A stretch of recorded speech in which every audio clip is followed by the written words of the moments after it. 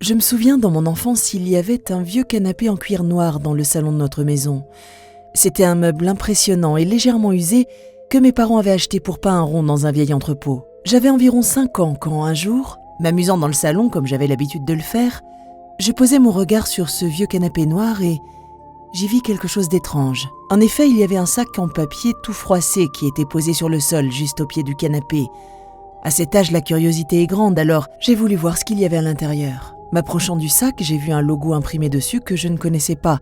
Alors je décidai de m'en approcher pour le ramasser et l'observer davantage lorsque je remarquai qu'il était tenu par une vieille main hideuse. Cette main était l'extrémité d'un minuscule bras très maigre, d'une blancheur diaphane, sortant de dessous le canapé. Cela ne va sans doute pas vous étonner, mais j'ai ressenti un intense frisson dans le dos.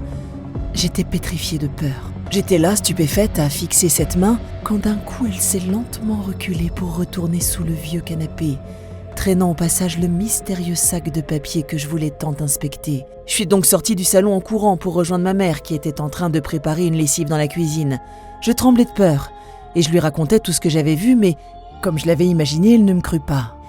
Elle rigola même quand je lui parlais de cette main sous le vieux canapé et me dit que j'avais une imagination débordante. Depuis cette aventure, je me tenais à l'écart du canapé en cuir. Le salon n'était plus mon terrain de jeu, je l'évitais le plus possible. Un matin, en me levant, je constatais que le vieux canapé en cuir avait disparu.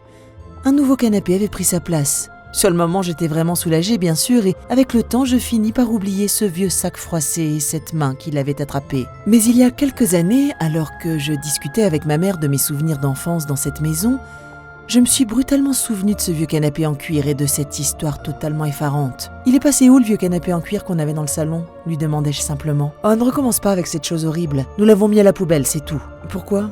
À cause de l'histoire que je t'ai racontée à l'époque ? Tu n'es pas au courant de tout, répondit-elle. Tu étais trop jeune, je ne voulais pas te faire peur. Je la pressais de me raconter l'histoire.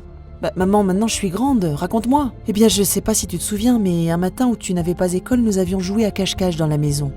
Je t'ai cherché dans toute la maison quand tout à coup je t'ai entendu rire dans le salon. Je suis donc allée voir tout naturellement et ton rire provenait de sous le canapé.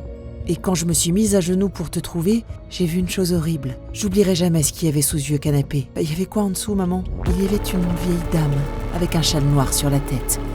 Une vieille peau ridée avec un visage tordu qui souriait de façon narquoise. Son rire ressemblait pourtant à celui d'un enfant et elle avait dans sa main un bracelet. J'arrivais pas à courir pour m'enfuir.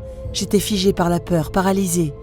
Impossible pour moi de détourner mon regard du sien, de ses yeux froids et morts. Alors j'ai crié et je me suis dépêchée de courir vers les escaliers. Quand tu m'as entendu, tu es sortie de ta cachette.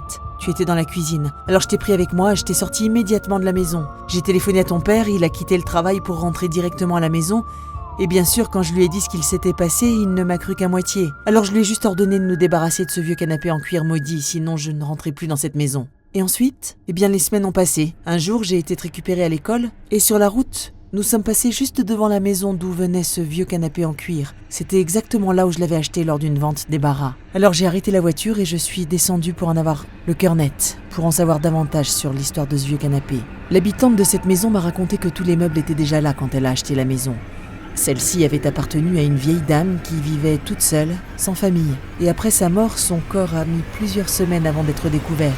Elle me raconta que son cadavre avait finalement été retrouvé en état de décomposition, allongé sur son canapé. Ce même canapé en cuir que nous avions acheté lors de cette vente débarras. Si j'avais su tout ça à l'époque, jamais je ne l'aurais acheté. À ce jour, je suis terrifiée rien qu'à l'idée d'y penser et surtout quand je repense au fait que tu l'as vu et que je ne t'ai pas cru à l'époque. J'ose pas imaginer ce qui aurait pu se passer. Cette histoire que me racontait ma mère ce jour-là fit remonter tous mes vieux souvenirs d'enfance à propos de ce vieux canapé en cuir et de cette fameuse main qui tenait le sac en papier. Et il y a plusieurs jours, je me trouvais dans un magasin d'antiquités quand tout à coup, je vis quelque chose de très familier. Sur un plateau se trouvait un petit sac en papier. Ce n'était pas exactement celui de mes souvenirs par la taille, mais il y avait ce fameux logo ancien qui avait marqué au fer rouge mon esprit. Il était par conséquent très similaire au sac que j'avais vu au pied du canapé et qui hante toujours mes souvenirs. Je me mis à trembler à nouveau comme quand j'étais enfant de manière incontrôlable, mais ma curiosité était trop forte. Je m'approchai donc et ne pus m'empêcher de le saisir pour regarder ce qui se trouvait à l'intérieur. J'ai compris alors que ce logo était celui d'une ancienne marque de rasoir et que ce sac était utilisé pour en contenir les lames.